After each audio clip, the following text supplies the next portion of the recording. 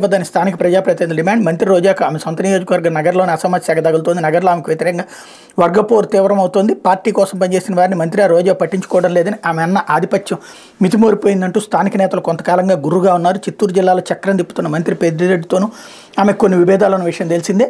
వైకాపాలో నియోజకవర్గాల సమన్వయకర్తల మార్పుల ప్రక్రియ మొదలైనప్పటి నుంచి నగర టికెట్ ఈసారి రోజాకు ఎవరన్న ప్రచారం మొదలైంది. ఈ క్రమంలోనే ఆమె వ్యతిరేకులు అసమ్మతి స్వరాలు పెంచుతూనే ఉన్నారు.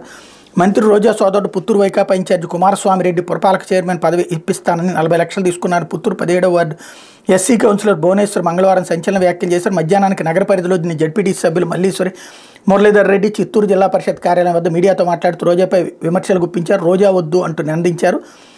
వాస్తవంగా ఇది చాలా రోజుల నుంచి జరుగుతున్నటువంటి ఎత్తుగడే. జగన్మోహన్ రెడ్డి వాళ్ళిద్దరిని కలపడానికి ప్రయత్నించినా కూడా ఆమె శాంతి ఈడీ కార్పొరేషన్ చైర్మన్ అయితే అడ్డు తిరిగినటువంటిది అప్పట్లోనే చూశారు.